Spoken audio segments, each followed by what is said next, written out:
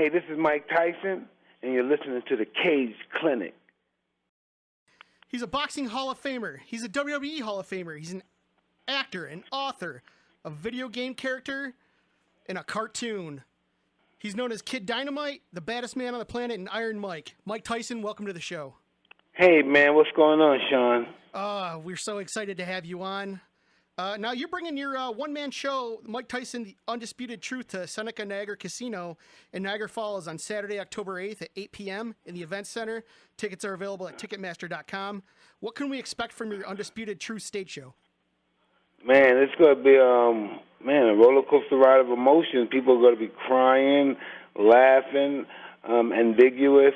And that's what I heard from the people that saw the show. It's not what they expect, and this show took on a life of its own, man.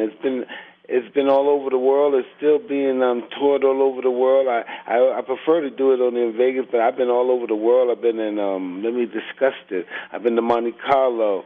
I've been to Dubai with this show. I've been to Australia. Where else? I've been to Scotland.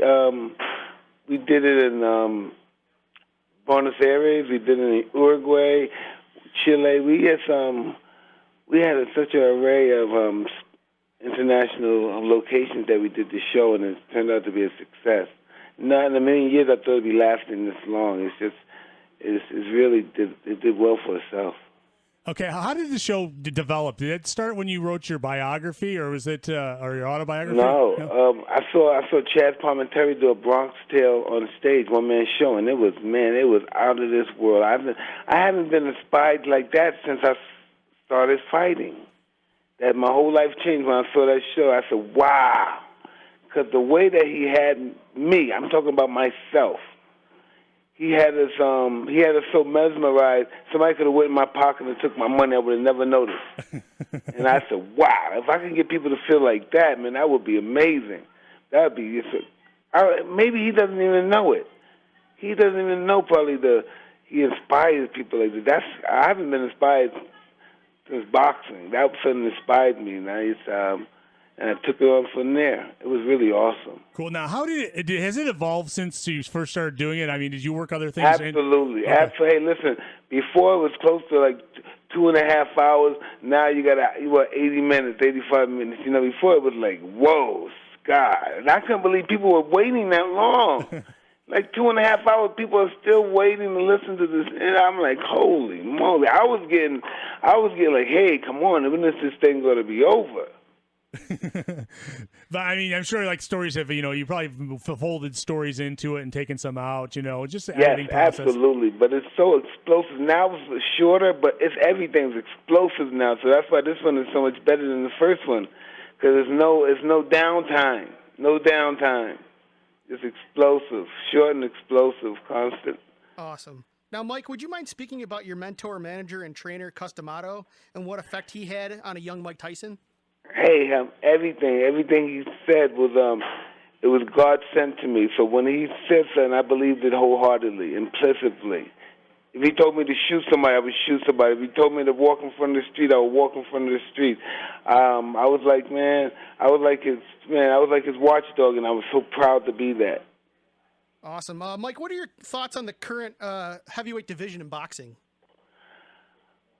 Boxing is different now. Boxing is different. People want to be famous. People don't want to put in the work. They want to get famous and put themselves on Facebook and get a lot of fans. But it's all about sacrificing and dying in the ring and in the gym. That's why boxing is taking a nosedive to MMA, because they're not exciting like the MMA is. They got great knockouts, but it's just not exciting. And when you sit down at the end of the round, it's boring. There's no music. The world has changed, and we have to change with the world, even though we don't believe we have to. We have to change with the world. All right, we're on the phone with Mike Tyson right now. Mike, speaking of UFC, you showed up in the video game this past year. That's pretty impressive. That really shocked a lot of people. Is that something maybe a younger Mike Tyson would have wanted to do, MMA? It looks like it, man, because this just would have been beautiful. And I think a lot of money would have came into it. It would have been a different kind of a sport. I just think, and listen, I believe once those guys get another 10 years, 20 years under their belt, it'll be interesting. They really compete with guys like being legends. You know what I mean? Guys, after they finish, they'll be known outside of UFC. The UFC is the only sport. It's not like boxing. In order for you to be an international figure in boxing, you have to go through the mill. Fight a lot of these tough guys in these little clubs, and no one acknowledges it. But UFC, people see you right away. They get to acknowledge you. You become involved with the fighter. They have seminars. You go down there with your kids, and it's just an amazing program. Rich just mentioned the UFC video game that you're in. In 1987, Nintendo made you the main character in their Punch-Out video game. Are you aware that this game is an all-time classic and the effect it's had on my generation when we were kids? I'm not aware of the effect. People tell me about it, but I was oblivious. I learned late. I started playing, in 2006, I started playing video games. Well, I can tell you right now, it's literally my favorite video game ever. Man, that's incredible. And I will tell you, I still can't beat you in the game. Man, I couldn't beat Glass Joe kick my ass. I used to be horrible. I was just interested in getting paid. Hey, did you see the roast with Rob Lowe? Yeah, we did. I did. Hey, listen, man. Listen, I just can't understand. They killed Ann Cutler, man. That's one time I felt sorry for somebody in the roast because I can't believe that she accepted it. I know when she accepted it, Comedy Network said she said what? Yeah, I was kind of wondering why she was there halfway through the show. Yeah, I'm saying now this was a night that she had really got black. What made her believe that she could be on that show with those guys that are really ultra left? Yeah, I've not a clue. Yeah. Mike, just to get back to the effect that the Punch-Out video game had on me, my current New York State license plate is actually Punch-Out. Holy moly, Punch-Out. I'm not even lying to you. It's been like that for 6 years. Ball, Glass Joe. I just remember a couple of those guys. And one guy was like a Swami. He was doing a little hurricane, turned into a hurricane or something. Yeah.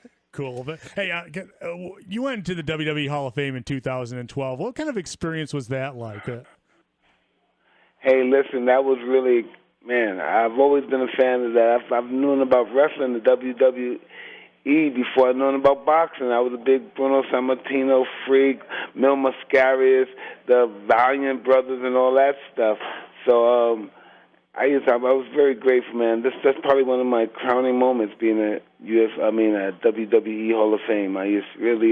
That's big for me. It was. I remember you were working with them at the peak of their popularity in America, and it was you and Shawn Michaels and Generation X and everything, and that was. Oh, that's awesome. That was some really cool stuff. Now, do you still keep up? Stone Cold. You see him now? He looks like a monster. Stone Cold's a monster, man. Yeah, and if it wasn't for you, he wouldn't have won that title at WrestleMania. So that's right. We double-crossed Shawn Michaels. Now, do you still follow the wrestling at all? I mean, are you still trying to keep Absolutely. up? Absolutely. Very cool. You have a favorite one now? Favorite wrestler? A favorite wrestler? Not really, but they got the girls of TNT. You see those chicks now? Yeah. They're pretty cool. I like watching them wrestle and kick butt. Oh, me too. Yeah, me too. Mike, being a WWE Hall of Famer and a huge the UFC... farmer's daughter and all those guys. I love that glow stuff, yeah. Mike, being a WWE Hall of Famer and a huge UFC fan, what do you think about CM Punk's attempt at MMA at UFC 203? Hey, I was looking at the paper, man. I was dying. I said, man, what is Punk doing, man? Yeah. That's awesome. He got beat in the first round. Right? I was like, oh, man. Punk's a good guy, too. I was like, fuck. Who's your all-time favorite athlete? All-time favorite? Yep. Probably Muhammad, Roberto Duran. I love those two guys. Awesome. How about your favorite UFC fighter? I know on Instagram recently you called Nate Diaz the baddest man on the planet and compared him to you. Nick Diaz, he's a badass, I said. But John Jones, Fedor, there's a couple of those guys that are incredible. The Brazilians are off the hook. Yeah, they're definitely amazing fighters. And John Jones, of course, being a Rochesterian, we know him very well from around here. But I want to follow up. And he's from Rochester, but isn't the other guy, Rashid Evans, from up there, too? Yeah, Rashad Evans is from Niagara Falls. Yeah, he's not. Less than an hour from here, too, where you're going to be, actually, when you're doing your Undisputed Truth on October 8th, folks. Don't forget to check that out at Seneca Niagara Casino. But I do want to say that I wanted to follow up one with the WWE. Did you ever have any ambition to go work with them more than you have been, or is it something that Absolutely. I'm always waiting for the call. I don't want to be overbearing, but I'm always waiting for the call. That's such a fun thing, and I just think they're underrated, the generosity of Vince McMahon and his organization.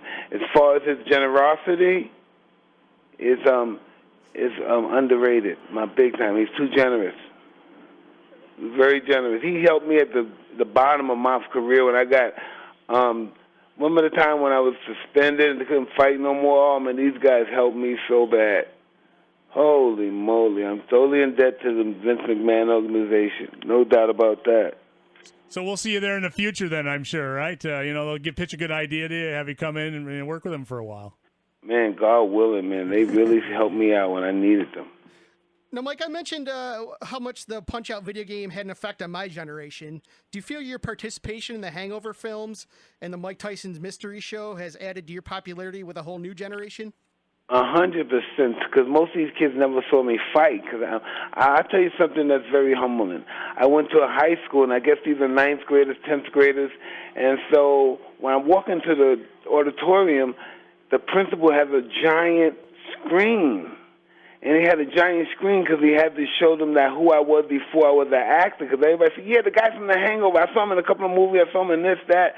And they said, no, before he was doing that, this is what he did. And when I went in there, it was this young Mexican kid, he went like this, I think my grandfather told me about you. I said, wow. And I'm saying, this is some humbling shit. I said, whoa. He said, I think my grandfather, he's not even sure. I said, I think my grandfather told me about you. Well, you're still a young man. Listen, you and I are the same age. So I say you're still young. But I gotta say, we had last weekend up in the radio station. We had Michael Spinks in the studio with us, and what was that like? He's so shy. He don't talk much, does he? He didn't. It was. I had to get we had to warm him up. We had to warm him up a little bit. Yeah, we had to warm him up. But he, we talked all about the big fight with you and how that kind of changed the way pay-per-views were done. Back when you were 22 and he was 32, and that was the fight to end all fights. I just remember how the whole country was up in arms and they couldn't wait for it. So it was, but you were like in the middle of all that evolving pay-per-view business, and it was an incredible time in the boxing world. That's for sure. Hey, I'm just so happy I had a great trainer and I was a part of that stuff. Awesome. Now, we have a listener, David Olgan, who wanted to know that since last week was the 20th anniversary of the passing of your friend Tupac Shakur, do you have any crazy stories or memories you'd like to share of him? Hey, listen, right? I just never met a guy that just was so out there front was fearless type. He was just an amazing individual. Probably he was a little misguided, but, man, his spirit was amazing. Awesome.